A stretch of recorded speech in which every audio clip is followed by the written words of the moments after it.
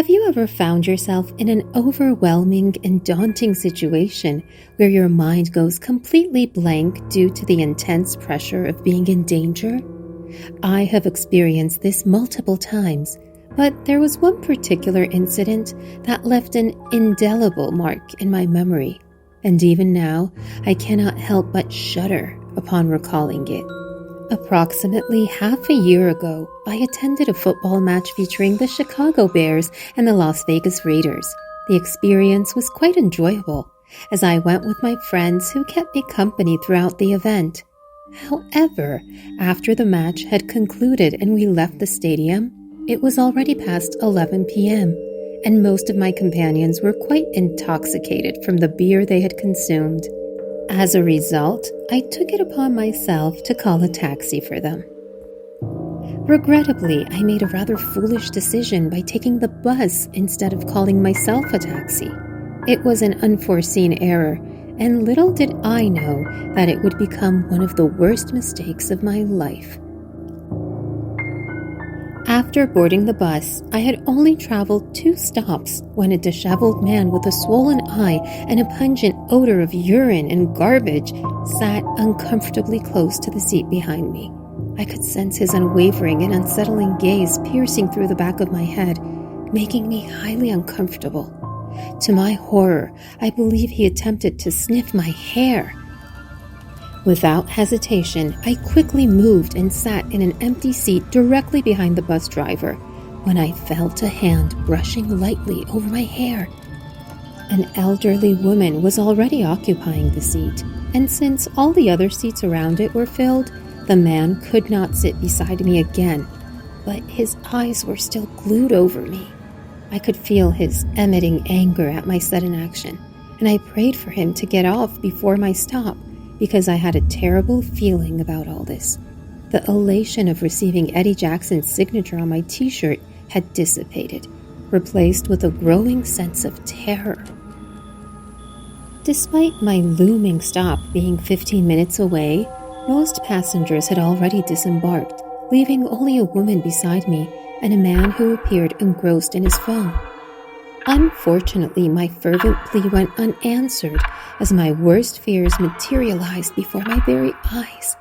To my great dismay, I noticed that the creepy man from the bus was getting off at the same stop as me, a secluded location with hardly any people in sight, save for a slumbering drunkard on one of the vacant bus stop seats. With trepidation, I hastened my pace and strode resolutely through an unoccupied park. Despite my efforts, I could still hear the ominous sound of the stranger's footsteps trailing closely behind me, causing my heart to pound intensely like a thoroughbred at full gallop. As I hurried down the dimly lit alleyway, I noticed the man's steps were slower than mine, possibly because he was stoned. Despite his sluggish steps, he seemed determined to keep up with my pace, panting heavily as he did so. The knowledge that my apartment building was only a 5 to 7 minute walk away failed to offer any reassurance, as the desolate surroundings made me acutely aware of potential danger lurking in the shadows. Suddenly, the man began to shout out to me, his stuttering voice filled with crude and threatening statements. "Where do you think you're going, little lady? Don't you want to show me what you've got down there?"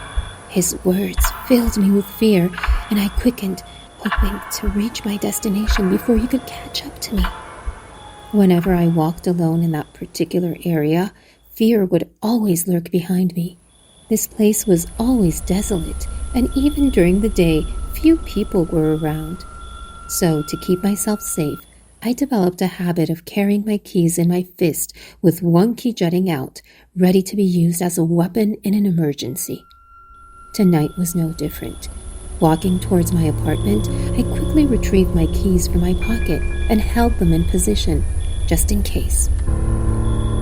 A sense of relief washed over me when my apartment building came into view, so I put on a burst of speed and reached the entrance, hoping it would end there.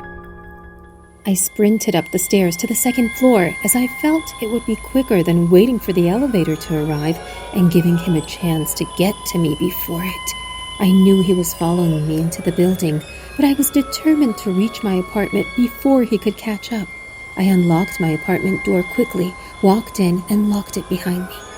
I could hear his footsteps becoming increasingly confused as he searched for me on the second floor before heading to the third floor. Eventually, he descended back down the stairs, possibly still in search for me. Acting quickly, I immediately grasped my phone and dialed 911. A courteous female operator answered and inquired about the nature of my emergency. I recounted the unsettling events that had occurred to me, beginning with the bus ride and concluding with the man's description. I emphasized that the perpetrator was still present within my building. The operator reassured me that she would dispatch officers to investigate the situation. That restless night was spent in a state of anxiety and fear. My mind was consumed with thoughts of whether or not someone had been sent after my 911 call, if the man had been apprehended or let go with a warning, or if he would still be lurking around the following day, waiting for me to cross his path again. Despite my best efforts to calm myself and get some rest, every attempt failed as the memory of those chills that ran down my spine while trying to escape him continued to haunt me. I couldn't help but ponder what would have happened if he had caught me. Would striking him with the keys in my hand have been enough to protect me? Or would it have seriously damaged my hand? And then what? I would have only had one hand to defend myself, putting me in even greater danger. The uncertainty of it all was unbearable. Luckily, I never saw him after that, but I still try to be extra careful while walking alone and not stay out till late at night. I have brought pepper spray and a pocket knife that I carry around at any cost whenever I am outside since that night. I got lucky the man was on the effect of some drug and not his sound mind. But you never know when the encounter would be with what kind of sick person that can result in a life-threatening situation.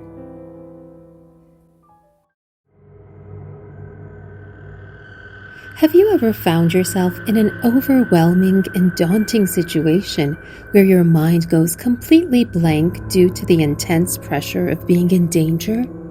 I have experienced this multiple times, but there was one particular incident that left an indelible mark in my memory, and even now I cannot help but shudder upon recalling it. Approximately half a year ago, I attended a football match featuring the Chicago Bears and the Las Vegas Raiders.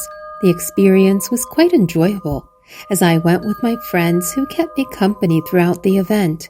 However, after the match had concluded and we left the stadium, it was already past 11 p.m., and most of my companions were quite intoxicated from the beer they had consumed. As a result, I took it upon myself to call a taxi for them. Regrettably, I made a rather foolish decision by taking the bus instead of calling myself a taxi. It was an unforeseen error, and little did I know that it would become one of the worst mistakes of my life. After boarding the bus, I had only traveled 2 stops when a disheveled man with a swollen eye and a pungent odor of urine and garbage sat uncomfortably close to the seat behind me. I could sense his unwavering and unsettling gaze piercing through the back of my head, making me highly uncomfortable. To my horror, I believe he attempted to sniff my hair. Without hesitation, I quickly moved and sat in an empty seat directly behind the bus driver when I felt a hand brushing lightly over my hair. An elderly woman was already occupying the seat, and since all the other seats around it were filled, the man could not sit beside me again, but his eyes were still glued over me. I could feel his emitting anger at my sudden action, and I prayed for him to get off before my stop, because I had a terrible feeling about all this. The elation of receiving Eddie Jackson's signature on my t-shirt had dissipated, replaced with a growing sense of terror. Despite my looming stop being 15 minutes away, most passengers had already disembarked, leaving only a woman beside me and a man who appeared engrossed in his phone. Unfortunately, my fervent plea went unanswered as my worst fears materialized before my very eyes. To my great dismay, I noticed that the creepy man from the bus was getting off at the same stop as me, a secluded location with hardly any people in sight, save for a slumbering drunkard on one of the vacant bus stop seats. With trepidation, I hastened my pace and strode resolutely through an unoccupied park. Despite my efforts, I could still hear the ominous sound of the stranger's footsteps trailing closely behind me, causing my heart to pound intensely like a thoroughbred at full gallop. As I hurried down the dimly lit alleyway, I noticed the man's steps were slower than mine, possibly because he was stoned. Despite his sluggish steps, he seemed determined to keep up with my pace, panting heavily as he did so. The knowledge that my apartment building was only a 5 to 7 minute walk away failed to offer any reassurance, as the desolate surroundings made me acutely aware of potential danger lurking in the shadows. Suddenly, the man began to shout out to me, his stuttering voice filled with crude and threatening statements. "Where do you think you're going, little lady? Don't you want to show me what you've got down there?" His words filled me with fear, and I quickened, hoping to reach my destination before he could catch up to me. Whenever I walked alone in that particular area, fear would always lurk behind me. This place was always desolate, and even during the day, few people were around. So, to keep myself safe, I developed a habit of carrying my keys in my fist with one key jutting out, ready to be used as a weapon in an emergency. Tonight was no different. Walking towards my apartment, I quickly retrieved my keys from my pocket and held them in position, just in case. A sense of relief washed over me when my apartment building came into view, so I put on a burst of speed and reached the entrance, hoping it would end there. I sprinted up the stairs to the second floor, as I felt it would be quicker than waiting for the elevator to arrive and giving him a chance to get to me before it. I knew he was following me into the building, but I was determined to reach my apartment before he could catch up. I unlocked my apartment door quickly, walked in, and locked it behind me. I could hear his footsteps becoming increasingly confused as he searched for me on the second floor before heading to the third floor. Eventually, he descended back down the stairs, possibly still in search for me. Acting quickly, I immediately grasped my phone and dialed 911. A courteous female operator answered and inquired about the nature of my emergency. I recounted the unsettling events that had occurred to me, beginning with the bus ride and concluding with the man's description. I emphasized that the perpetrator was still present within my building. The operator reassured me that she would dispatch officers to investigate the situation. That restless night was spent in a state of anxiety and fear. My mind was consumed with thoughts of whether or not someone had been sent after my 911 call, if the man had been apprehended or let go with a warning, or if he would still be lurking around the following day, waiting for me to cross his path again. Despite my best efforts to calm myself and get some rest, every attempt failed, as the memory of those chills that ran down my spine while trying to escape him continued to haunt me. I couldn't help but ponder what would have happened if he had caught me. Would striking him with the keys in my hand have been enough to protect me? Or would it have seriously damaged my hand? And then what? I would have only had one hand to defend myself, putting me in even greater danger. The uncertainty of it all was unbearable. Luckily, I never saw him after that, but I still try to be extra careful while walking alone and not stay out till late at night. I have brought pepper spray and a pocket knife that I carry around at any cost whenever I am outside since that night. I got lucky the man was on the effect of some drug and not his sound mind. But you never know when the encounter would be with what kind of sick person that can result in a life-threatening situation.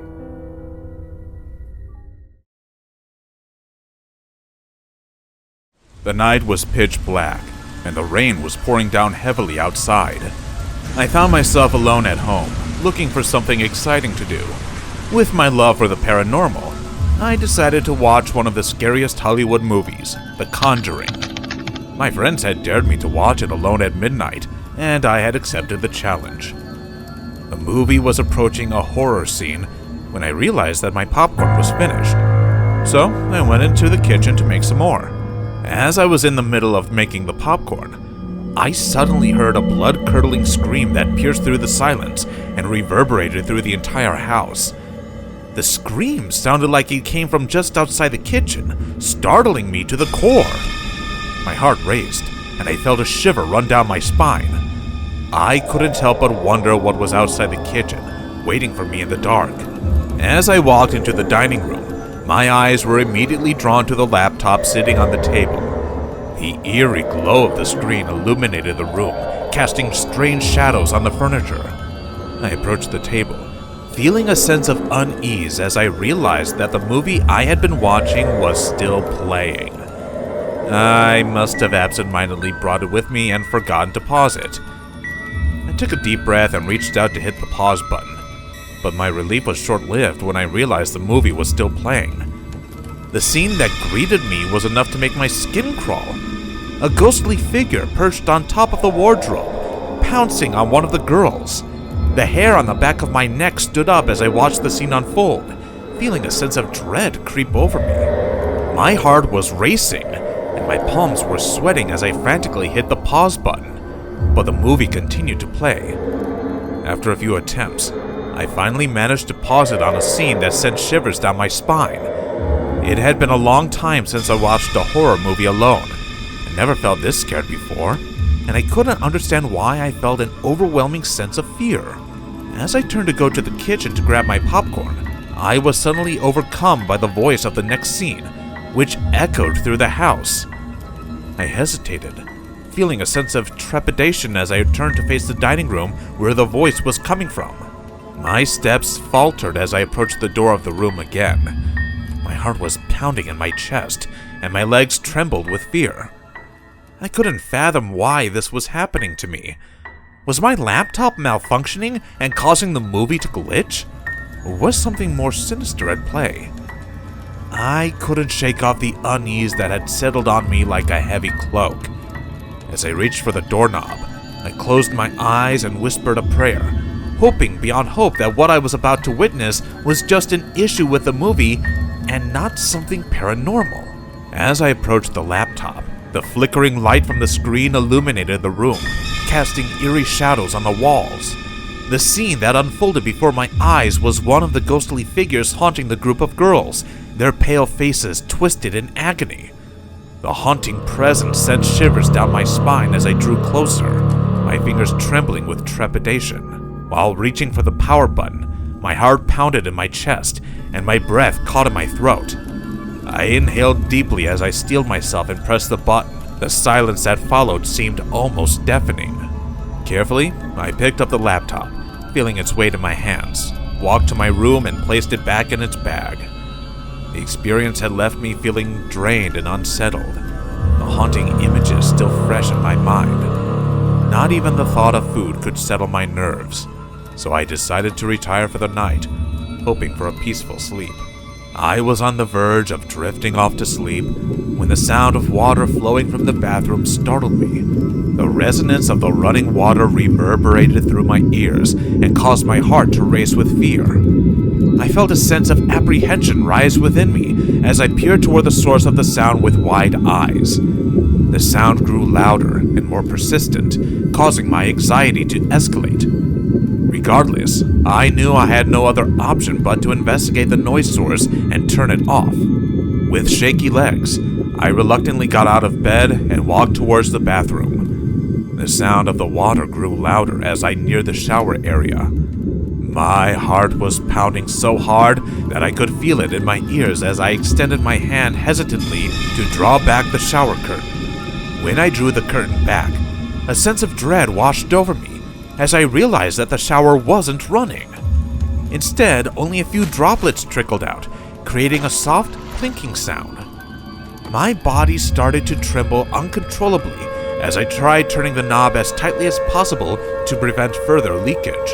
I was struggling to comprehend why so many inexplicable and eerie occurrences were happening around me when I had never encountered anything like this before.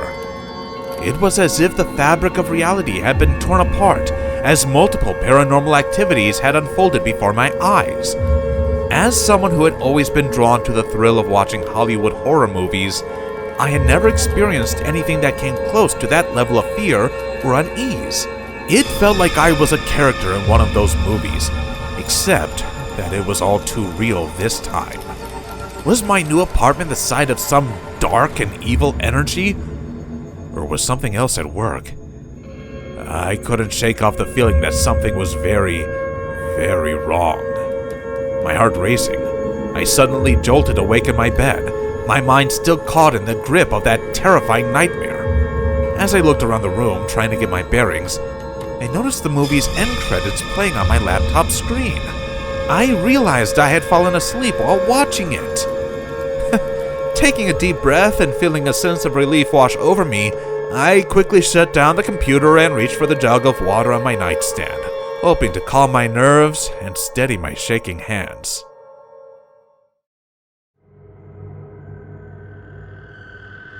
Today is my best friend's funeral. I loved the guy, and I had always thought of him more like a brother than a friend. But I haven't prepared a eulogy, nor do I know if I'll be able to say anything since my mind is a mess right now. When I first heard his wife Veronica crying over the phone call while saying that Julius was burned to death, I couldn't believe my ears. Police had found his car 24 hours after his death, but I was unable to ask for further details as I was the first suspect with a motive to murder.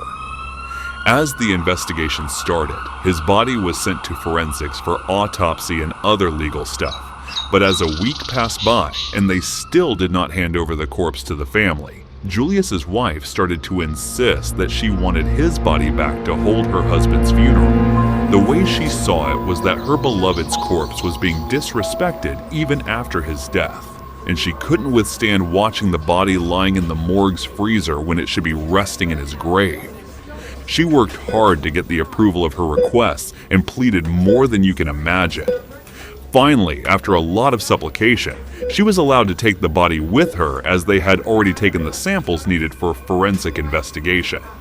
For some reason, this little stunt of Veronica made her the focus of the law's eyes, and she became the prime suspect in the crime as they thought she was trying to hide something by this. However, she did not pay much attention to that and asked me to come to his funeral and pay my respects, not just as his friend, but as Julius's business partner as well. I had already decided that whatever assets he owned in our failed business would be given to Veronica as she was his life partner. And, since it was impossible for me to turn her down, I accepted her invitation and helped her arrange the funeral for my best friend. Now that I'm reminded of our memories together, it doesn't seem like much time had passed since the two of us were studying business majors together in college. It was during the third year when he fell for Veronica. He had a gifted mind for business, and if given the chance, he could surpass anyone, while I was more of a hard-working individual. There were frequent times when the two of us would just come up with ideas together and discuss business. And then finally the day arrived when we pursued at least one of them. Since we did not have much funding, we were only able to start up a small business, but we had faith in ourselves that we would be able to make it big. Julius was innovative. He found out about the Shark Tank and started to insist that we go on their show and showcase our business idea. I never really believed in that television stuff, as I knew most of what they show is scripted, and even if it was real, there was no way anyone was fool enough to invest in us, as our business was about eco-friendly car batteries based on solar energy and gas. It was hard enough as it was, as we were giving it our all to try and make it a success, but it was not easy to combine technology and nature, although all the technology already exists has similar factors. Still, I was not confident in our little business plan, but Veronica persuaded me with such a heartfelt speech that I had no other choice but to go. She was an ambitious girl from the beginning, and I had always respected her for that. My friend added an upgrade to our business idea, and we went to the Shark Tank with that. I couldn't believe it when they showed interest in investing in us. It was a nice feeling I got when they liked our idea, saying it was pretty unique and they would like to take a risk with us. With the help of their investment, we became some big shots all of a sudden as our business started to skyrocket. I was content with this success, but Julius was still not satisfied with it, and he wanted to add more upgrades so the business could grow more. He shared his well-thought plan with me, and if it was to be put in motion, the company was going to take a downfall at the first step. But with the second step, it would become even more successful than it already was. He asked me to keep it a secret from his girlfriend since he was about to propose to her, but he was scared if she were to find out about this, she might reject him. I did as he wanted me to and kept my mouth sealed. The two of them ended up getting married within 3 months, and as he was enjoying his newly married life, I was only focused on saving our company and was working harder than anyone. He slowed down after marriage as if he was not even interested in work anymore, and as a result, a lot of burdens and responsibilities fell onto my shoulders.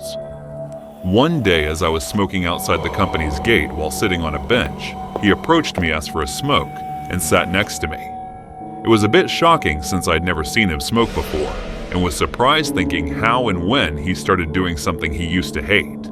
But watching him smoke consecutively, it seemed as if he was turning into a heavy smoker. I guess something might have bothering him. I wanted to ask what was going on in his life, but I couldn't bring myself to open my mouth. Still, I was worried about my brother. A week went by, and one day his wife came crying to my office and told me that Julius was not in his right mind. At first, I couldn't understand what to think of that sentence, but as she told me about the frequent fights that had been going on due to her recent pregnancy, I understood what might have happened. Even before his marriage, he had shared his thoughts about how he wanted to wait before starting a family.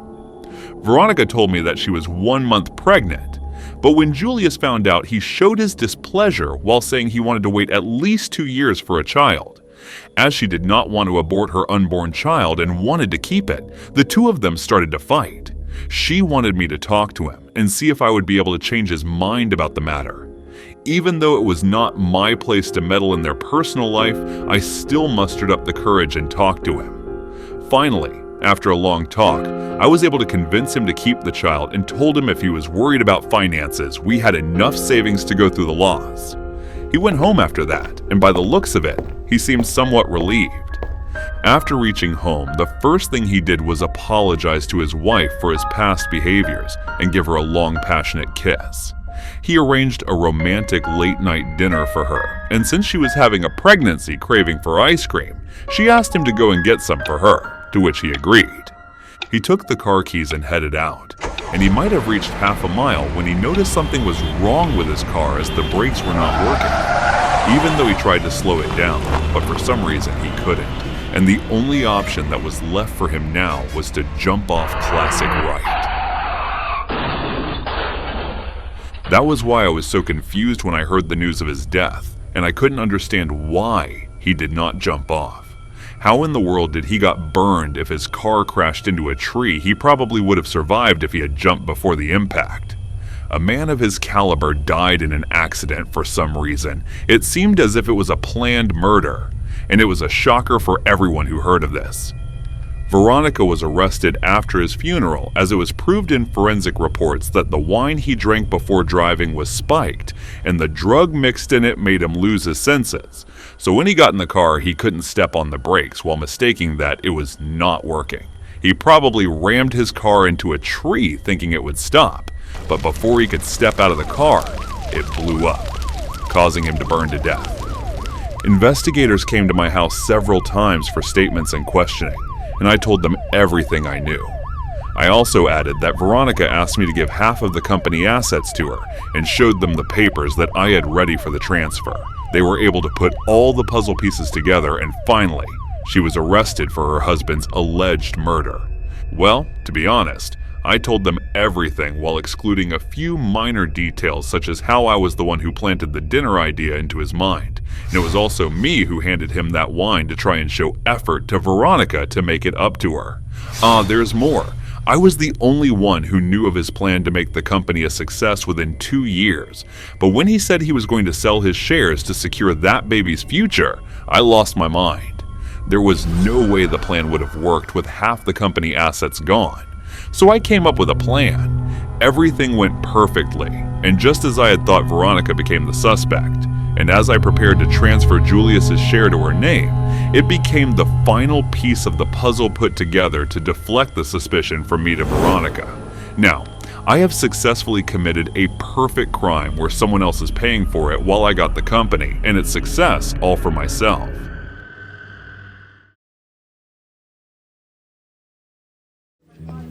My name's Abigail, and I turned 17 just yesterday. Since my father died, I've met many unfortunate incidents and traumas due to my drunkard mom's negligence. But having my brother Ethan there in that adversity through thick and thin eased some of the troubles. Mom never cared about us. She never even bothered to ask if we had eaten for the day or not. It was like we didn't matter to her, and she was the only one tormented by Dad's death. I don't remember clearly when and how we grew up like this, but before I knew it, I turned 17 and was asking my brother to give me the allowance money for the week. Mom stopped giving us money at some point, and Ethan started working at petty part-time jobs. Fortunately, she still provided us with education and hasn't kicked us out yet. Guess she did not forget that we came out of her womb. Her cold behaviors used to hurt us whenever we saw other kids receiving warmth from their mothers, but we've learned to ignore it nonetheless. I wasn't even surprised when she didn't remember my birthday this year either, but some of my friends seemed to enjoy making fun of my mom's ignorance toward us, so I was a bit annoyed. Ethan prepared a little birthday dinner just for the two of us at my favorite restaurant. I ordered all my favorite dishes, and everything was going fun. Despite knowing that my brother might have used up most of his savings to bring me to this fancy place for my birthday, I truly loved it, oblivious to the threat lurking around us. I excused myself for a bit to use the restroom, and as I was walking past a few other tables, I couldn't help but turn as I felt someone's persistent stare stinging my back, only to notice two men looking in my direction. It felt awkward and creepy, so I turned back and continued to walk to the restroom. As I was leaving the restroom area, I noticed the same men standing outside the men's room, and since I had to pass through that, I could not avoid them. I hesitated for a few seconds, but then I tried my best to put on a poker face and walked past them like a scalded cat. It was a relief that they didn't do anything, but as I walked back to my table, I could still feel their gaze on my back. Ethan smiled as he saw me coming in his direction, and as I reached there, he asked, "Is there anything else you'd like to eat?"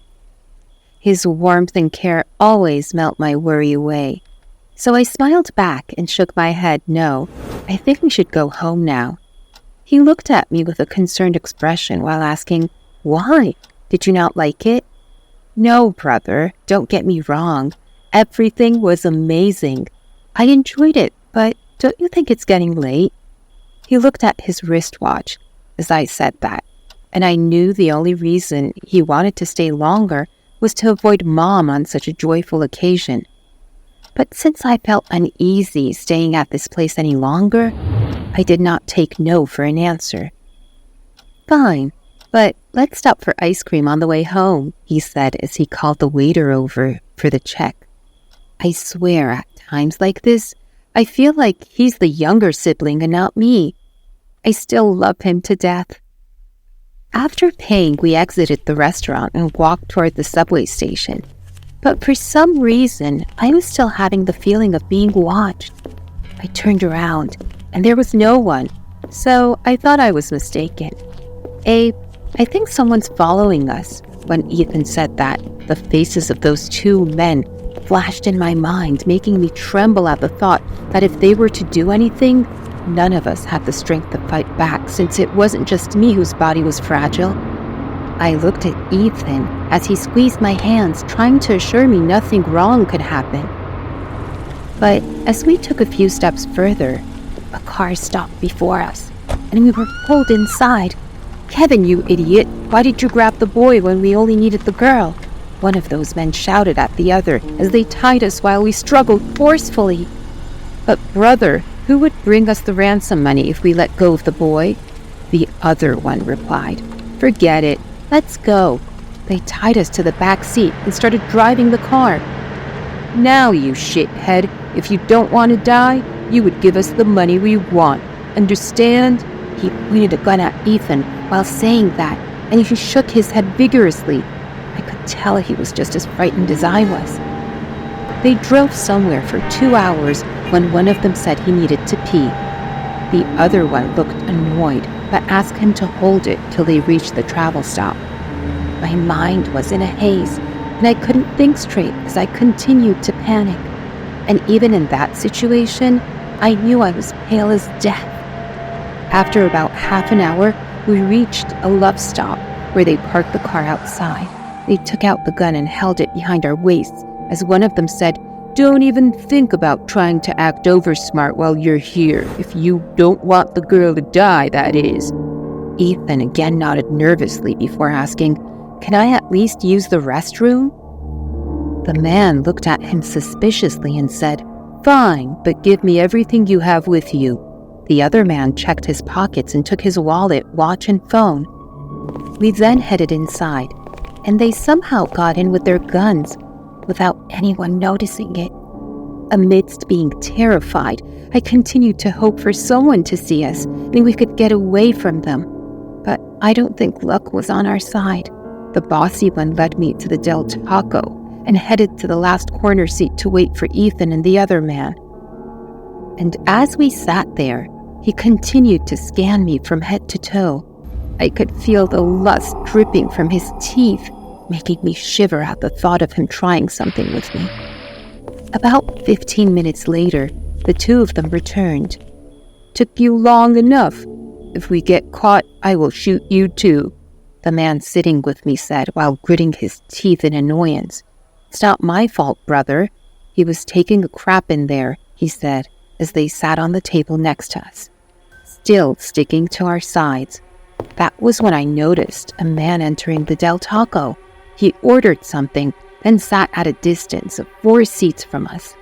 Those men didn't want to cause suspicions, so they tried to put up an act of looking at the menu, and a few minutes later, I felt the man looking in our direction. "I think he's getting suspicious of us. Let's go now," one of the men said, signaling us to get up. My wishes for the man to stop us went in vain as I noticed no one following us. I didn't blame him. He must have thought we all were together like a friend group or something. We were forced back inside the car, and this time they made me sit in the front with that man who was eyeing me like a hungry hyena, while Ethan was in the back seat at the gunpoint of the other man. I knew that even if either of us tried to fight back or struggle, they would be much quicker than us, so it was better than we do as they say until we get a chance to escape. And Ethan must be thinking the same. The only problem was that while I knew they wanted money, I had no idea what they planned to do with us and how they thought of getting it. If they gave Mom an anonymous call, she would tell them to do whatever they wanted with us instead of giving them the money. While I was thinking all this, the car stopped suddenly in the middle of nowhere. I turned to look at the man sitting next to me, but judging by his irritated expression, the engine must have turned off on its own. The man asked the Kevin guy to go and check what was going on, and as they went to check, he put his hand on my inner thigh with a disgusting grin on his face. I wanted to scream, but I was scared they might kill Ethan, so I continued to look ahead as tears formed in my eyes and started falling off on their own. His hands proceeded further up when a muffling sound made me flinch at the thought of something happening to Ethan. I pushed the guy with all my might, opened the car door, and ran outside to see. My sudden act took aback the guy, but he instantly got it together and ran after me, only to find me frozen at the sight of his fellow's body lying on the ground while Ethan was nowhere to be seen. I didn't want to, but I still hesitantly turned to see the enraged look on that man's face as he stared at his brother's corpse.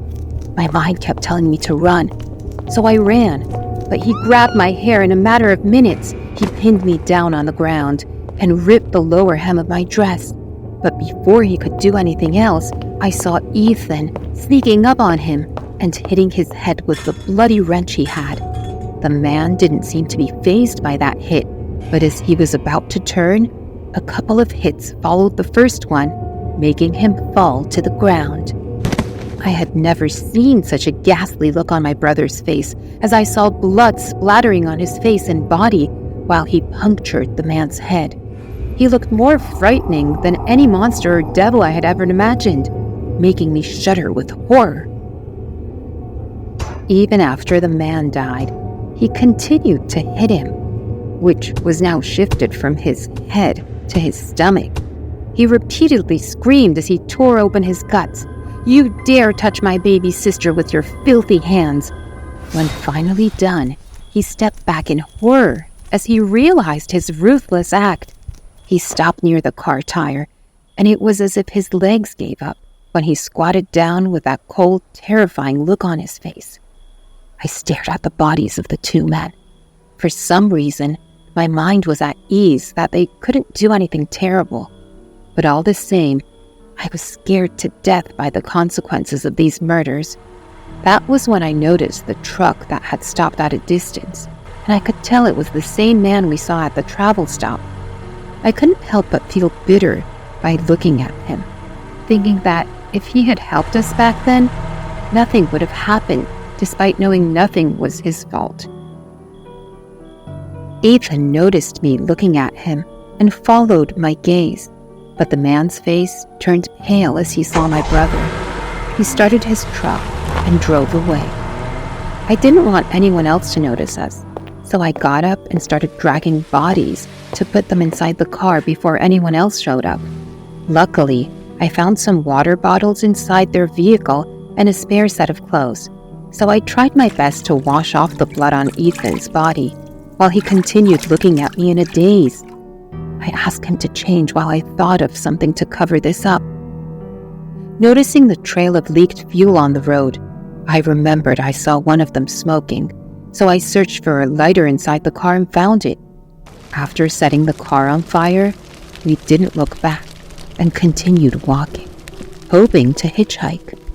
We knew we would get caught eventually, and if any of the working security cameras captured us in the act, we would indeed get arrested.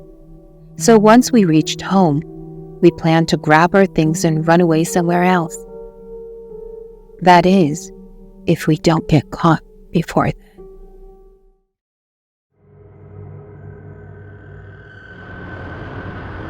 During the early 2000s, I was incarcerated in a county jail for a crime that I had committed. The details of the crime are not relevant now, but what is important is the experience that I went through. It was my first time being locked up, and the whole ordeal was incredibly daunting and uncomfortable. The prison facility was filled with all kinds of individuals who had committed all manner of crimes. Some were there for minor offenses, while others had committed the most severe crimes imaginable. The environment was tense, and I remember feeling like I was constantly on edge. Every little sound or movement from another inmate would make me jump. It was a challenging time for me, and I had to adjust to a new way of life in order to survive. The daily routine of the prison was monotonous and regimented. Every day was the same. There was no sense of time passing. I spent most of my time in my cell, which was small and cramped. Despite the difficulties, I tried my best to stay positive and focus on my eventual release. I began to read more and write letters to my loved ones outside of prison. These activities helped me to maintain my sanity and cope with the harsh reality of my situation. A particular group of inmates had formed a dominating faction among the prison population. Their presence was always a cause of great concern for me, as they would often prey upon the weaker prisoners. Avoiding their attention was no easy task and required me to constantly stay vigilant and alert. However, despite the challenges, I was able to keep myself hidden from their watchful eyes and avoid becoming a target of their aggression. The water taps in the prison were a bit unique. I would notice the constant stream of steam emanating from them. The water was boiling hot, reaching temperatures of about 190 degrees, and inmates used them as a means to make simple meals for themselves. Without the luxury of kitchen appliances or the option of heating up their food in a microwave, they relied on these taps to cook their meals. On this particular day, I decided to make myself a bowl of soup and was on my way to fetch some water from the tap when I heard a loud scream that made me jump in fright. The suddenness of the scream caught me off guard, and I immediately turned to find its source, but I saw nothing out of the ordinary. The prison was a place of constant noise, but this was different. The scream had an urgency to it, and it made me feel uneasy. I thought maybe I heard things and the scream would be some inmate just shouting for no reason, so I proceeded to get water. But when I reached there, my eyes landed on a horrifying scene. One of the inmates was lying on the floor screaming in pain, while another, who was part of that scary group, was beating the shit out of him. Initially, I thought it was just a regular fight, but when my eyes fell upon the wet burn mark on the screaming inmate, a sense of terror washed over me. My mind kept telling me to run away and avoid getting seen by that scary man, but my legs were not listening. They had completely frozen in horror. I remember the man slowly raising his head and giving me this cold, dead look as he stopped kicking the other man.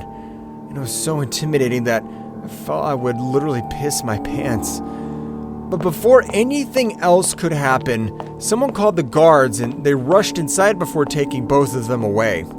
Probably the injured one was taken to a hospital, but I have absolutely no idea where they took the other inmate. A few days passed since that incident, and the environment of the prison had gotten a bit more bearable than it used to be. The injured guy had returned after getting his burns treated, but weirdly enough, I hadn't seen the man who attacked him. Wherever he was taken, he was probably still there. More days passed, and it was the day when I was getting a visit from my lawyer. As they were taking me there, we passed this pathway that looked like a hallway. A few officers were carrying a corpse from the other end, and as I passed through, I took a glance at it.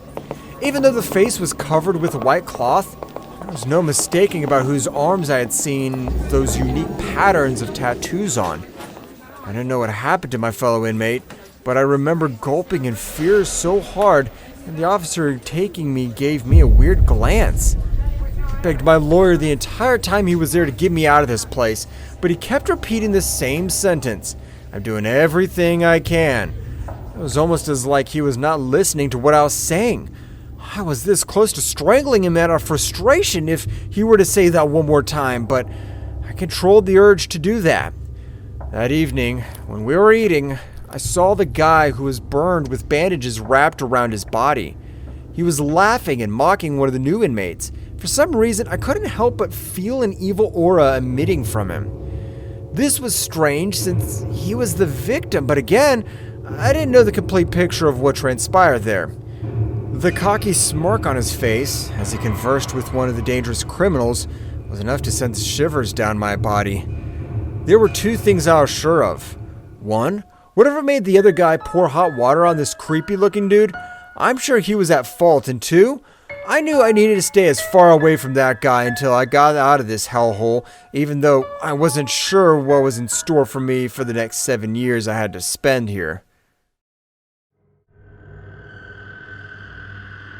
These 3 hours have been longer than any as I waited for her arrival. I even tried calling her multiple times, but her cell phone was turned off. Now, I was thinking that I should have gone to pick her up, which would have been better as I didn't have confidence that I would be able to do this without her. Mr. James and Miss Betty, you're up. Please come inside. A woman came outside to call for us as it was now our turn to go in.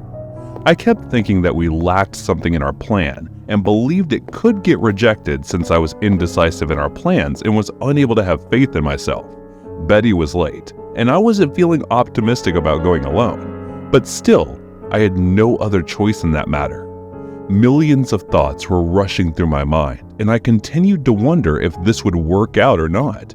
If I were to grasp even a trifling amount of confidence, I needed a moment to grasp it. Somehow I managed to do it as I wrapped my head around the thought that I had to do this on my own, and so finally, I went in. I didn't mention Betty's name while explaining our business plan to them, since I thought it could create confusion and they might end up asking questions I didn't have answers to. Despite being an introvert all my life, I believed that moment that I could pull through this as I showed an immense amount of confidence in the Shark Tank. They did compliment that my plan was great, but it couldn't get selected because when the sharks cross-questioned me regarding various aspects of my business, they weren't satisfied with my answers enough to sponsor it. There was also a brief moment of someone else proposing a similar concept before me.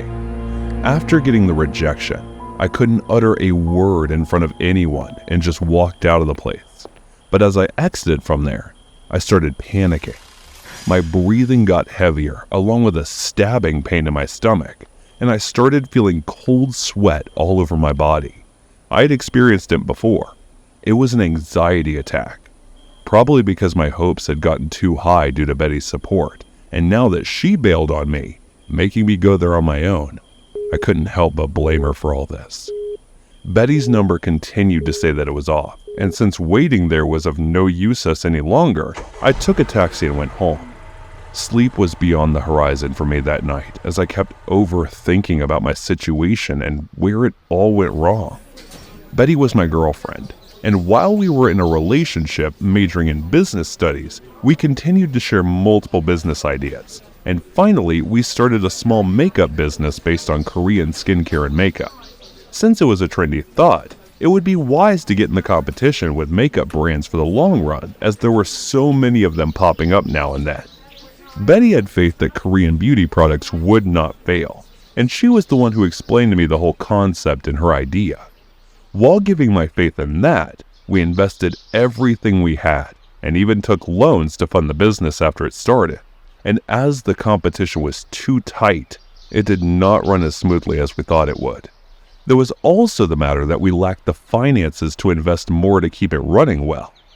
After about 6 months, I came to know about Shark Tank through a social media page, and my interest rose in that, so I started watching the show to understand the concept. When I told Betty that we should take this opportunity, she suggested that we should improve our product a bit before showing them at the show. I had never said no to her mind, so we started working hard on it, and even hired a better team for improvement, and ended up using almost all our emergency savings on that. I was against the idea to use up so much of our savings since we were not sure if we would succeed, but Betty insisted, so I went along with it. After 3 whole months, we improved our products into a better version, and because of the research we had the knowledge to keep up with the trend as well.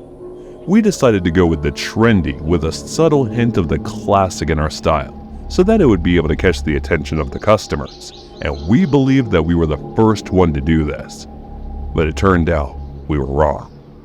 Using so much money to improve the quality of the products ended up making them expensive, so as a result, our business took a little downfall, and now, the last chance that we had was to get funding from somewhere else, hence Shark Tank. After all that effort and hard work, Betty betrayed me and didn't show up, which resulted in us failing. I was so angry at her for not being there. She had a different way of thinking than me, as well as convincing power. She could have persuaded them, but how could she do this to me? On top of that, her number is still off, and not being able to contact her is making me even more furious. Without being able to sleep for the entire night, I got up at 5 in the morning, and since I hadn't changed the clothes from yesterday, I just got out like this. I drove straight to her place, and when I got there, I found her apartment locked on the inside. This was so frustrating. Where in the world had she gone off to that it was hard to get a hold of her? I headed back to my car and went back home. After taking a cold shower, I went to bed and slept for 18 hours straight, and when I woke up, there were 7 missed calls from Betty. I quickly dialed back, but she didn't answer. At this point, she was making me more pissed and nothing else. A few minutes later, my phone rang. I immediately checked, and it was her. As I picked up, she informed me that she was on her way and hung up. I hadn't eaten for 2 days and was angry as well, but I still decided to listen to whatever she had to say before I make my decision. She came in with a huge flower pot asking me to help her with it. I looked at her in a daze. Hell, it was confusing, and I was running out of patience now. Where have you been? And in the world did you not come to the show? Do you have any idea what I went through? I asked her in frustration. But before she could answer, I asked another question. And why was your cell phone off? I asked her without moving an inch. My mother's condition got worse all of a sudden since she's a heart patient, so I had to take her to the hospital, and I forgot my phone at home, so I didn't have any other means to contact you. She replied in a slow voice without looking at me in the eye as she put the pot in the corner. I listened to her explanation patiently until she told me her mother was okay and it wasn't serious. I already knew of her mother's condition as she had told me before about it, along with the fact that if she could have just left her mother in the hospital, she still could have made it. But I didn't want to seem insensitive by saying that out loud, so I stayed silent. But when she asked me about that day and how it went, I felt like I would not be able to hold it longer. Still, I told her every single detail. When she continued asking more questions about it, I started to lose my patience, and it wasn't long before our conversation turned into a heated argument. I started to have those similar symptoms of anxiety and panic since she was getting angry at me as if it was my fault and started blaming me for everything. She even said that the only reason I lost was due to my inability to properly explain the idea, and that if I could have done it like her, I would have won that investment. I tried to warn her that I needed to calm down, but she didn't listen to a word I said and continued babbling even after I shut my mouth. My head started hurting badly, and my vision got blurry. I told her I wasn't feeling well and that she should leave, but she didn't listen to me. Her rambling continues as she said that the idea of spending all our money just to go on a TV show was stupid to begin with, and she should have never trusted me with the business or anything. I couldn't hear a word she said after that, as my ears started beeping. I put my hand over them and just wanted this stupid feeling to go away. My hands started shaking, and I wanted her to stop now, but when she didn't, I picked up the flower pot and hit her on the head. A few minutes passed. My hearing became normal, but Betty was lying on the floor without making any noise. It felt peaceful. There was a lot of blood on the carpet. I guess her head hit the ground pretty hard enough to make her bleed. And as all the symptoms gradually started to fade away, I realized I had lost something. She had officially ruined me now. So I sat on the floor next to her cold body and continued staring at it. I didn't know how much time passed, possibly a few hours, until I heard the police siren. Probably neighbors reported us because of all the screaming and shouting. Maybe the blood got outside the gate and they took notice. Whatever the case, someone called the police and they were about to reach. I'm still there waiting for them to arrive. I didn't want to kill her, and it was a mistake. But will they understand? The scariest experience I ever had in a forest was when I was about 14 years old. I was the only daughter of my parents and enjoyed a lot of love from them. That incident changed my life completely. I lived with my parents in a populated town area with all facilities. My father was working as a bank manager in the main town area. My father was earning enough for us. We also had a piece of land and our farmhouse was there. We often used to go there during my vacations. Our farmhouse was covered with wood all around. There were a few more farmhouses there, but each one was spaced out from one another. Like always, my vacation arrived, and again, my family decided to go to our farmhouse. We packed our stuff and started our trip to our farmhouse. I was a little more excited than my parents because that was one of my favorite places. I used to roam around in the woods late at night without worrying about anything. The whole day was very exhausting for us, so we all reached there and slept as soon as we had our snacks. Around 9 p.m., I woke up. I went out and had a look at the woods. I was fond of that silence. Also, I remember my dad and I had constructed a wood house that was a little deep into the woods. That night, I don't know what got into me, but I was missing our little wood house. My parents were still asleep and there was no one to accompany me, so I decided to walk alone. I started walking into the woods. Since I had gone there some more times before with my dad, I knew the route. I kept on walking in the same direction until I reached there. It was built a little high from the ground over two crossed branches. I climbed up there and went in. It was completely filled with dust and spider webs, as no one ever came here after we left. I cleaned the sleeping bench which my dad and I had constructed to lie down for some time and lay there. I stayed there for about half an hour and kept on thinking about the memories I had at that place with my dad and grandpa also when he was alive. I was lying there alone, not having any fear at all. All of a sudden, I heard some noise. I got up from the bench and sat down. I cleared my mind and focused on the noise. At first, it felt like some small-sized animal roaming here and there, but within a few seconds, that noise turned out to be like footsteps. I was also getting some smoking smell. I understood that someone had sneaked into the woods without our permission. I went to the window and peeped through it. I saw a man who was dressed like a prisoner and was having a rod covered in blood. Thanks to the full moon light, I was able to see almost every detail, even if it was dark outside. His clothes were torn from several places, and he was breathing heavily. All of a sudden, he got furious and started striking the rod against the trees in front of him. I got a little scared after watching his ferocity. That time, I knew I was in great danger, and if he would find that I was here, then he would definitely kill me to lose his rage. I sat there in the corner and covered my mouth with my hands so that he couldn't even hear me breathing. I was completely frightened and was shaking from head to toe. He started walking ahead, and I started thinking about whether I should stay or run from there.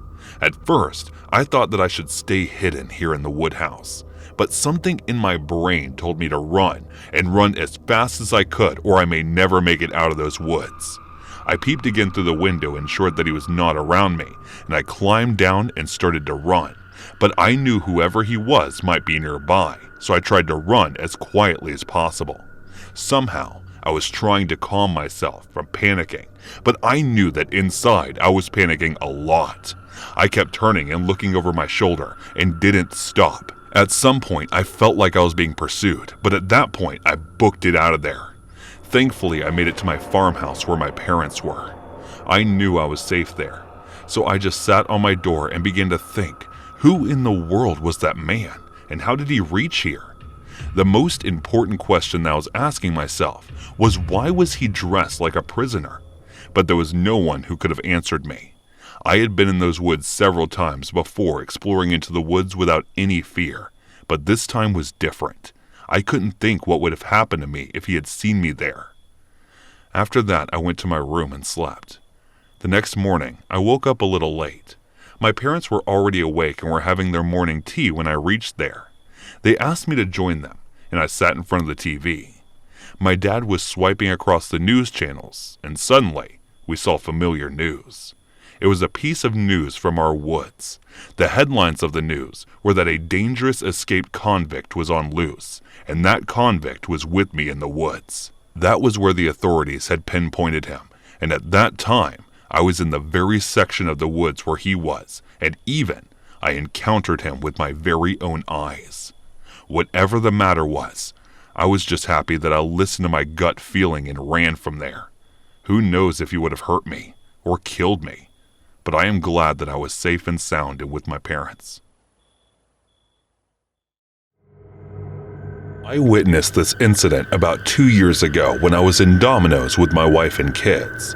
That incident took my soul out of me and my kids, but there was a twist that shocked us the most. Listen to my story and you will know on your own. The first phase of Corona struck New York City, and most people were getting infected, so the government restricted almost every public place, restaurant, and park. We were kind of living in fear of getting infected every day. I had great responsibilities upon me, and thanks to my luck that my work was completely IT-based, so the lockdown didn't affect my earnings too much. I was working from home and getting my income as usual. The only thing was that we were locked in our apartment for continuous 3 months. Finally, the first phase came to an end, and everything started to open slowly. The restrictions were also partially lifted, and now we could go outside. After being locked in our apartment, everyone wanted to go out and take some fresh air, but we had to be on alert because the threat was not over yet. It was the first day when the restrictions were lifted, and my family, especially my kids, started to force me to take them out. I was afraid to plan for any trip, but was helpless in front of them. I knew they had also been locked in the same cage for continuous 3 months, and now they wanted to fly.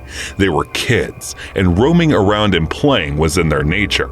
But thanks to the lockdown, they missed the whole 3 months of waiting until the day when the lockdown would be lifted. Now it was the time, and they were begging me to take them out.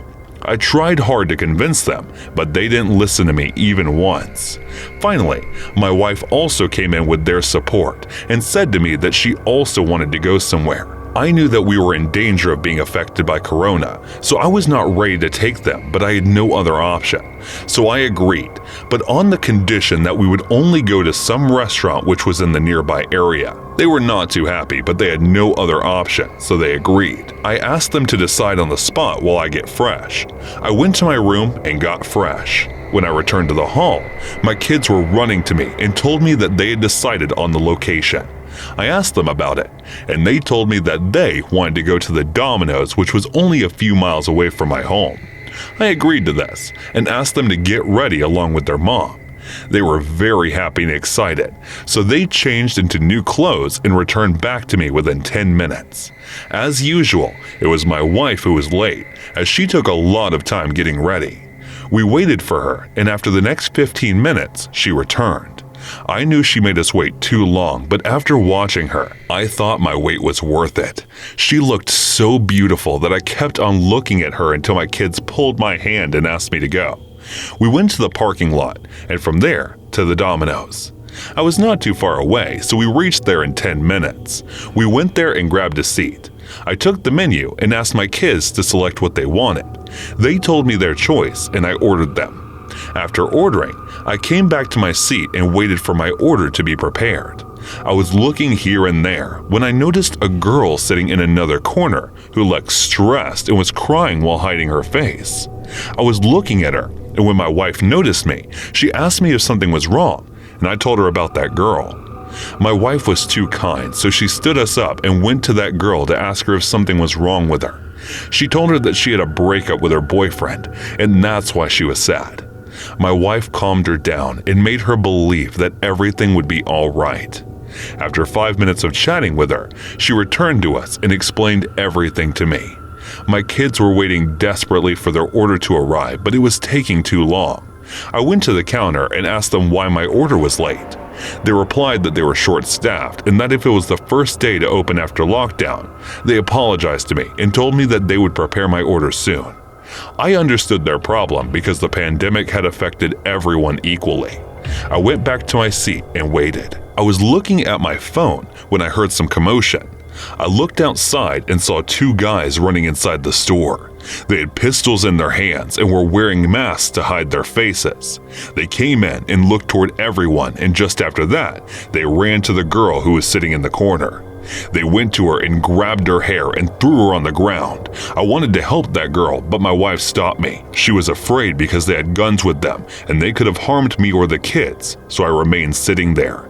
They started slapping and kicking the girl. She was begging them to leave her, but they were merciless beasts.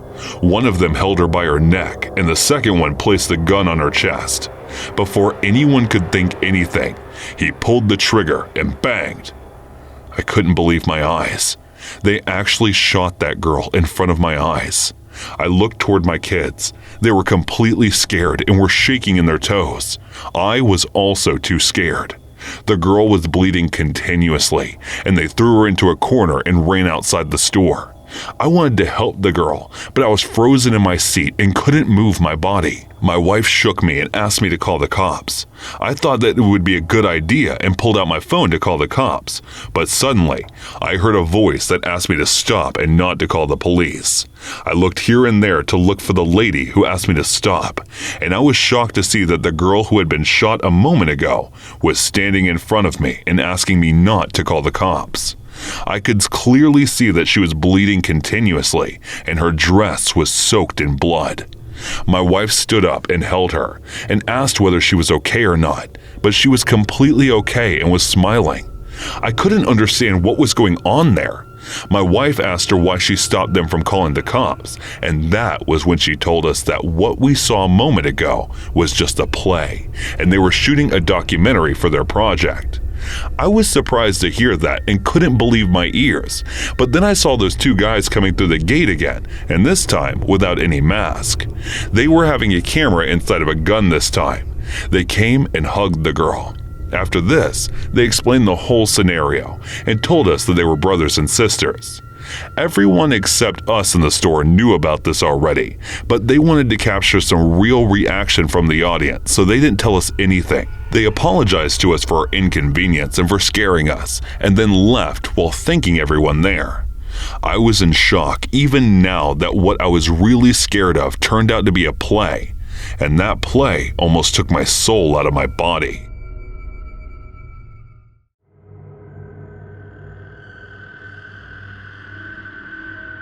Years back, when I was still smoking pot, I decided to head back to my friend's house up the road, which was close to 4 miles.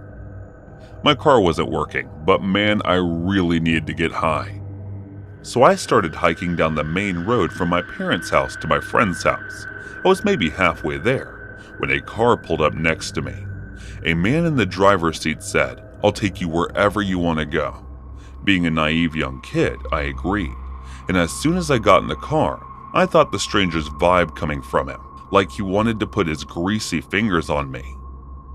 The interior of his car was a mess: old paper cups, discarded McDonald's bags, cigarette boxes. Yet the passenger seat was rather spotless, as if he was expecting to have someone ride with him. The conversation that took place began pleasantly, but took an odd turn. So we had in our, a friend's house going to have some fun. Yeah, I like to have fun. To mind if I party with you guys? Oh, I'm sorry, but he doesn't like strangers visiting. Ah, too bad. The rest of the car ride was quiet and only lasted maybe 10 minutes. He stopped in front of my friend's house and I shook his hand. He was clammy and sweaty. I stepped out, went inside, and didn't see him again. Until 6 months later, when I was watching a news report on the TV, and saw my ride being sentenced to 8 life terms. The man that gave me the ride was none other than Ronald Domine. To add some context, Ronald J. Dominique confessed to murdering 23 men over 9 years and dumping their body in sugarcane field ditches, and small by us in 6 Southeast Louisiana parishes. His reason for killing: he didn't want to return to jail after raping the men. I am now a 72-year-old man. This happened long ago, but I remember it so well. The background was a series of events that placed me in a mountain cabin outside of Frederick, Maryland, circa 1969 or 1970. Just say my life at the time was in disarray. I had dropped out of college. My father had died very badly, and I was alienated. I needed to get my mind right. The opportunity to move to an isolated cabin, to live in contemplation and solitude, was welcome. I had some inheritance money to pay for it. To the best of my memory, I was there 8 to 9 months. No TV, but books and radio. I had a library card, and I can't remember if I even had a phone. The story begins when, a month into my stay, a female beagle showed up at my door. She was a lost dog, and I took her in. Never could train her to do anything, but I fed her, and she was a sweet, if not the brightest, dog. A few months in, I began to feel a presence around the isolated cabin. Hard to describe, but I felt like someone was watching. On many occasions, I thought someone might even be looking into my cabin window, watching us. The next phase was the shadowing or following. I knew the folks a half-mile down the lane, woods all around, and would sometimes visit them at night. Something was waiting for me, and followed closely in the woods beside me in the darkness. You could hear it easily, footsteps in the woods, and it picked up its pace as I did. This not only happened to me, but to my younger brother who visited, and to friends, and it spooked them big time. At night, it was out there around the cabin. And here's the funny thing. I was never afraid, never felt threatened. Not at all, at least early on. There was no feeling of malevolence. I spent a good bit of time wandering the vast areas of woodlands around me. There was a state park just up the hill, and the Frederick Municipal Forest went on for mile after mile. The whole of western Maryland was much more country than it is now. None of the development had set in yet. In our hikes, the dog and I, we came across evidence of campsites, recent ones in the woods, traces of fires, old abandoned buildings that had corners that gave shelter and looked slept in, garbage, food and drink, paper, what have you. Perhaps hunters, but much of it did not have the organized feel that you would get from experienced hunters. The last month of my stay there was when things intensified. Maybe he sensed I was preparing to leave. In the mornings, I would find small dead animals at the bottom of the front porch steps. The cabin had a small front porch screened with a light door and 4 wooden steps to the ground. A spotlight would illuminate the long front yard with woods close by either side.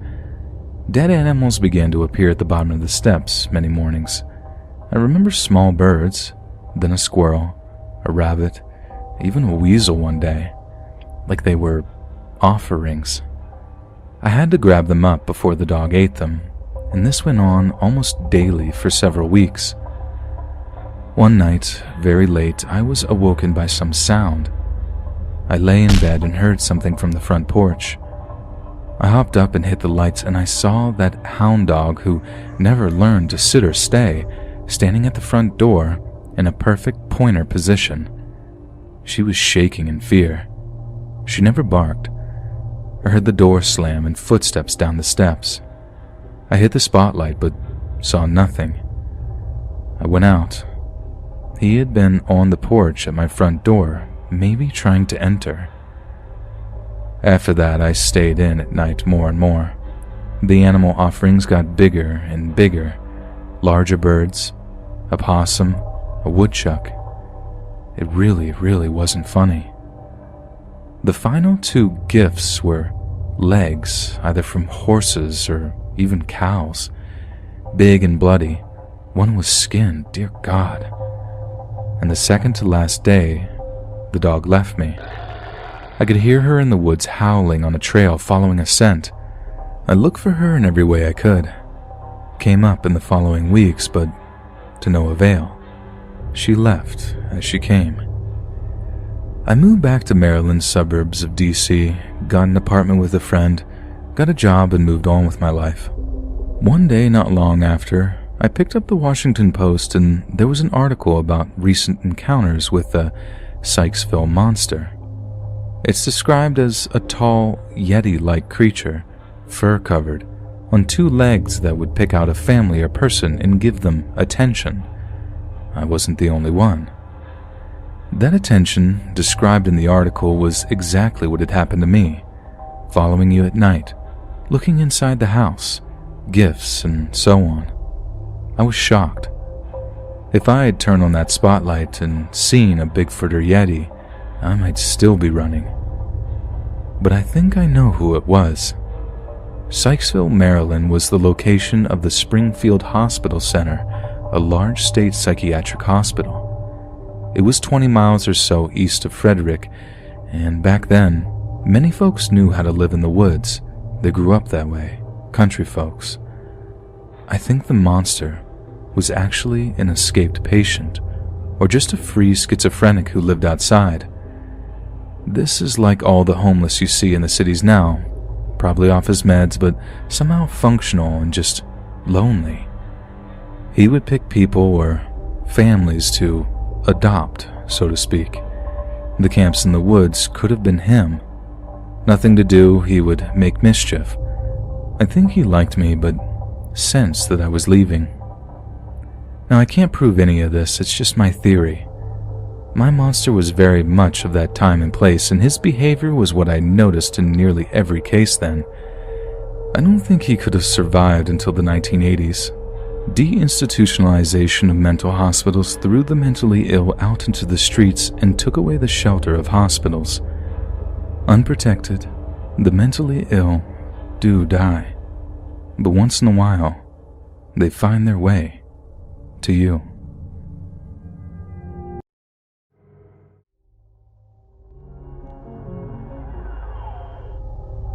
I graduated from Sam Houston State University in Texas back in the early 2000s. Like most college students, I definitely encountered a handful of weird and quirky individuals, but none I'd remember like Bart. Bart wasn't his real name, it was Thomas, but since he had the middle name of Bartlett, he went by Bart because it suited him better. And boy did it ever. He had a mischievous streak that was a mile wide and often verged on criminal. At best, he was the life and soul of the party. At worst, he seemed downright dangerous. Sometimes he got it into his head that certain people were just out to get him, and he always talked about his parents like they were the two evil tyrants in his life, when it was common knowledge that they spoiled him rotten with cars, gifts, and a free ride through college. One time, when this one kid made him mad, Bart broke into the guy's dorm and tried to steal his computer. I think he only dodged getting kicked out of school after he convinced everyone, including the victim, that it was just kind of a prank gone wrong. But we all knew the truth. He really had wanted to hurt that kid.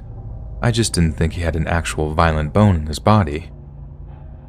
But as it turned out, he actually kind of did. I remember he asked me out of the blue one time, "How much money would it take for you to kill someone?" We were always asking each other dumb questions like that. Like, who'd win between a bear and a lion? Weird would-you-rather questions that were usually pretty not safe for work. So as much as I didn't take the question seriously, I still gave a moment's worth of thought. I remember telling him I wasn't sure, that it'd have to be at least $500,000. But then he looks all annoyed and asks, "You wouldn't kill someone for 10 grand?" I responded, "God no, dude. It'd have to be like retirement money." He comes back with 20 grand? I just laughed the question off at that point, but then he just ups it by 10 grand at a time until I gave him a definite no. A few moments of silence go by while he thinks, then he says, 50.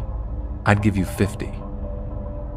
I'm literally about to ask him why he's obsessing when someone else appeared and called out to us and Bart dropped the issue. I remember thinking it was a weird question to begin with, but the way he asked it was even weirder. Almost like he was really thinking about trying to hire a hitman or something. But we always talked about dumb stuff like that, so I guess I just forgot about it after a while. Sometime later, Bart drops out of college for some reason, probably something to do with the fact that he barely did any of the work, and that was pretty much the last we saw of him. I mean, we keep in touch every so often, planning to do stuff but never actually doing it. Then this one time, Bart is texting my roommate, who in turn tells me that Bart was saying he was going to come visit, only he was serious this time. He said he was about to get his hands on some trust fund of his parents that he had kept safe for him, and how he'd pay for us all to go down to Mexico for spring break the following year. I'm like, cool. I didn't believe he'd actually come visit, but I figured maybe a cash injection might help him get his butt into gear. Bart never did come to visit though, and we found out why when my roommate called me into his bedroom to show me something on his computer. Bart's entire family had been killed, and he'd been shot in the arm in what seemed like a home invasion gone wrong. We tried calling him a bunch, but He didn't answer his phone, so we figured he either wasn't out of the hospital yet or he just wasn't in the mood to talk to anyone, which I found perfectly understandable at the time. I can't even imagine how devastated I'd be if something like that happened to my family. Then, over the course of a few months, the truth came out. It started when Bart was arrested. We were just confused at first, but the only thing we could think of was that the cops had somehow found drugs or something else illegal in Bart's possession while searching his home. I mean, we knew he'd been shot in the arm. We'd seen it on the news, and they had a suspect in custody who'd fired all 10 shots or whatever. So why arrest Bart? Long story short, they arrested Bart because the cops found out he actually knew the home invader. Then once they checked his phone, they found text messages from the same guy where Bart was arranging for the guy to kill his own family. They even talked about how the guy would need to shoot Bart to make it look authentic, and how the shooter had to make sure his entire family was dead. Otherwise, he wouldn't get paid out of the inheritance. I knew Bart was crazy, and I knew he could be a little impulsive sometimes, but dear God, to have your own parents murdered in such a horrifyingly elaborate way, I had no idea he was evil too. And that's what freaks me out about it. You'd never have guessed that Bart was capable of something like that. At least I didn't want to believe he was. I heard one of his parents actually survived and begged the state not to put him on death row. They succeeded too. So I guess that's some small silver lining from a horrifying little episode in my life. Hey guys, thanks so much for all the support. If you haven't subscribed to the channel yet, please feel free to do so.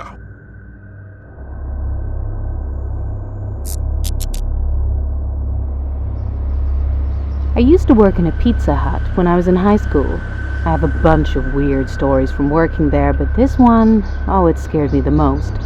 My Pizza Hut was the kind where you can only pick up the food, and there was a wall between the storefront and the kitchen of the store. So if you were in the front, you were pretty much on your own. The store itself is located at an out-of-way dead shopping center. And this was Atlantic City. This should tell you a lot about our clients. For some reason, I always got stuck on the late shift despite being in high school. So, for most weekdays, it would be just me and one other cook in the store, past 10 p.m., twiddling our thumbs. I would hang out at the front, and the cook would wait in the kitchen, out of earshot. One night, I was hanging behind the counter, and I see a guy walk past. Didn't think much of it, and went back to doing nothing, waiting for my shift to end. Then the door of the shop opens, and it's the same guy that walked by. He is tall, but is thin like a skeleton, and there was something not right about his eyes. But despite him putting me on edge, I get up, greet him, and ask him what he would like to order. Nothing. He just stands in front of me, staring at the ceiling, muttering to himself. I was only 17, and for the most part a good kid despite living in Atlantic City, so I didn't know what to make of it. Now, I would probably chalk it up to drugs. Anyways, he is standing there making up impressions and muttering in what looks like tongues. Then he abruptly spins around and walks out of the store without even acknowledging that I exist. At this point, I am unnerved, but I shake it off and sit down. My shift was about to end, and I was counting down the minutes when I realized that somebody had walked in. I look up, and it's the same guy with the same creepy eyes, only this time he is holding a phone to his ear and muttering intelligibly. I realize that he is not talking to anyone, and he was staring at me super intensely. At this point, I am getting frightened. He just keeps looking at me, and so I ask if I can help him. He starts walking towards the counter, still looking at me. Then he suddenly asked in a perfectly normal voice if his order was ready. And I was going, what the fuck? At this time, and I'm not sure how to answer, so I go with the truth and told him honestly that he did not order anything when he was in the first time. He gets this bugged-eye look and lunges at the counter, and I jump back. My heart was pounding at this point. This guy is not sane, and he is going to pull out a knife and stab me. Then just as absurdly, he lunged. He yelled, "God damn it!" and looked as if he was going to cry. He puts his head in his hands and starts pulling at his hair. I started feeling bad for this guy and asked politely and nicely if he maybe wants to order something now, and his head just snaps back up and his expression is completely blank. He looks deranged. I am holding still because I am afraid that moving will set him off. Then, thankfully, the door to the store opens and a huge man walks in. He looks at the guy, kind of confused, and realizes that something was not right with him. The crazy guy looks at him, and looks at me, and starts backing up until he's out of the door. He starts walking to the edge of the storefront, looking at me the whole time, and then goes past the edge of the door, and now he's gone. The other guy looked at me and asked, "What the hell was that?" And I just said that I had no idea at all, and thought the guy was crazy. I tried to shake it off, but I was totally on edge for the rest of my shift. When I clocked out that night, I made one of the drivers walk out with me. Then I jumped into my car and got the hell out of there. I never saw that dude again, but it was a really strange and unnerving experience. I don't know what he would have done if that guy had not walked in when he did.